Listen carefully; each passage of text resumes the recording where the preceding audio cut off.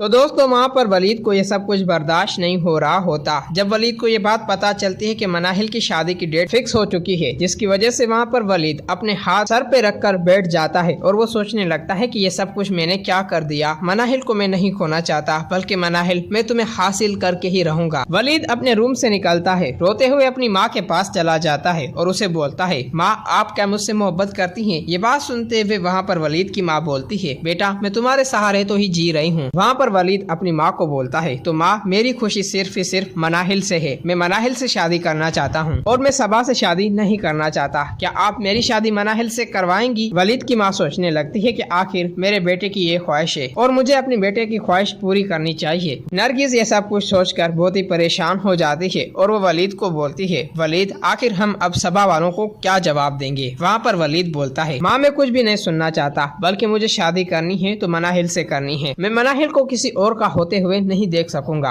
ये बात सुनते हुए वहाँ पर नरगिस बोलती है, अच्छा बेटा मैं अगले दिन मनाहिल के घर चली जाऊंगी। दूसरी तरफ ज़ारा जो कि दूसरों के बारे में बुरा सोच रही थी, लेकिन ज़ारा को ये बात पता नहीं थी कि आखिर मेरा ही घर तबाह और बर्बाद होने वाला है। अगले दिन हनान के एंगेजमेंट का फंक्शन होता है। हनान की माँ उसे बोलती है, हनान जब ये बात शिबा को पता चलेगी कि तुमने अभी तक ज़ारा को तलाक नहीं दी है तो शिबा हमारे हाथ से निकल जाएगी। वहाँ पर हनान बोलता है, माँ मैं अभी ही जाता हूँ और ज़ारा को तलाक दे देता हूँ। दूसरी तरफ नरगिस जो कि आ गई थी मनाहिल के घर, वहाँ पर मनाहिल के घर आके मनाहिल को फुफ्फो को बोलती है, मनाहिल कहाँ पे है? जिसकी वजह से वहाँ पर मनाहिल की फुफ्फो बोलती है, वो ऑफिस गई हुई है, वो बस आने वाली होगी। वहाँ पर ज़ारा भी खड़ी होती है और वो सोच रही होती है कि आखिर नरगिस आंटी मनाहिल के बारे में क्यों पूछ रही है। वहाँ पर ज़ारा की माँ नरगिस को बोलती है, नरगिस तुम्हारा यहाँ पे कैसे आना हुआ? जिसकी वजह से वहाँ पर नरगिस बोलती है, असल कार बात ये है कि मैं वलीद की शादी सबा से नहीं कराने वाली। वहाँ पर मनाहिल की फुफ्फो बोलती है, ये तो फिर आप गलत कर रही हैं, वलीद का निकाह आखिर सबा से कर चुकी हैं। ये बात सुनते हुए वहाँ पर वलीद की माँ नरगिस बोलती है, लेकिन वलीद उस बात से राजी नहीं है। वहाँ पर मनाहिल की फुफ्फो ये बात सुनकर बोलती है, तो आखिर वलीद क्या चाहता है? वहाँ पर नरगिस बोलती है, वलीद मनाहिल से शादी करना चाहता है और मैं आज तुम्हारे पास चल के आई हूँ और मैं चाहती हूँ कि मनाहिल हमारे घर आए और वलीद भी आखिर उसे पसंद करता है और मेरे बेटे को ये दर्द बर्दाश्त नहीं हो रहा कि मनाहिल किसी और की हो जाएगी, जिसकी वजह से मैं चाहती हूँ कि वलीद और मनाहिल एक हो जाएं और हम उन दोनों की शादी कर दें। जब ज़ारा ये बात सुनती है वहाँ पर ज़ारा को बहुत ही जेलस होने लगता है, जिसकी वजह से वो साइड में चली जाती है। वो सबा को कॉल करती है और उसे बोलती है कि नरगिस आंटी हमारी घर आई है और वो बोल रही है कि मैं वलीद की शादी से करना चाहती हूँ और पता नहीं अब माँ उसे कौन सा जवाब देने वाली है। ये सब कुछ सुनकर सबा बहुत ही हैरान रह जाती है और ज़ारा उसे बोलती है, सबा अब तुम्हें मनाहिल पूरा तबाह और बर्बाद करने वाली है। जब सबा ये बात सुनती है उसे बहुत ही गुस्सा आने लगता है और वो सोचने लगती है कि अब मैं मनाहिल तुम्हें नहीं छोड़ने वाली, बस तुम अपनी खैर मनाओ। वहाँ पर ज़ारा कॉल कट कर देती है और वहाँ पर वो नरगिस के पास आ जाती है। नरगिस पूछती है मनाहिल की फुफ्फो से कि आखिर आपकी क्या राय है। ये बात सुनते हुए वहाँ पर मनाहिल की फुफ्फो बोलती है, हमने भी मनाहिल की शादी की डेट फिक्स कर दी है, लेकिन हम आपके बारे में जरूर सोचेंगे और मैं ये बात जरूर ज़हन से करूंगी। ये बात सुनते हुए वहाँ पर नरगिस बोलती है, आपके जवाब का हम इंतजार करेंगे। वहाँ पर नरगिस, मनाहिल की फुफ्फो और ज़ारा एक साथ बैठे होते हैं। हनान आ जाता है और बोलता है, ज़ारा मैं तुम्हें तलाक देना चाहता हूँ। जब ज़ारा ये बात सुनती है वहाँ पर ज़ारा बहुत ही परेशान हो जाती है। हनान के पास आती है और बोलती है, हनान ये सब कुछ तुम क्या बोल रहे हो और आखिर ये सब कुछ तुम्हारी कौन सी बदतमीजी है। ये बात सुनते हुए वहाँ पर हनान बोलता है, तुम्हारी बेटी ने मुझे तबाह और बर्बाद कर दिया है, बल्कि इसने वलीद से 1 मिलियन का चेक लिया है मेरे बहाने और अब वो वलीद को पैसे नहीं लौटा रही, जिसकी वजह से मैं बहुत ही शर्मिंदा हो रहा हूँ और मैं अपनी बेइज्जती बर्दाश्त नहीं कर सकता। जब नरगिस ये बात सुनती है नरगिस बहुत ही हैरान रह जाती है और वो परेशान हो जाती है और वो सोचने लगती है कि वलीद आखिर इन लोगों को 1 मिलियन का चेक कैसे दिया। वहाँ पर हनान बोलता है, ज़ारा मैं तुम्हें तलाक देता हूँ। फिर वहाँ पर हनान ज़ारा को तलाक देके वहाँ से चला जाता है। तो वहाँ पर ज़ारा को ये सब कुछ बर्दाश्त नहीं हो रहा होता। तो दोस्तों इसी तरह ज़ारा भी पूरी टूट चुकी होती है और ज़ारा को उसकी हरकतों की सजा मिलने ही वाली है। दूसरी तरफ सबा जो कि मनाहिल के गुस्से में बहुत ही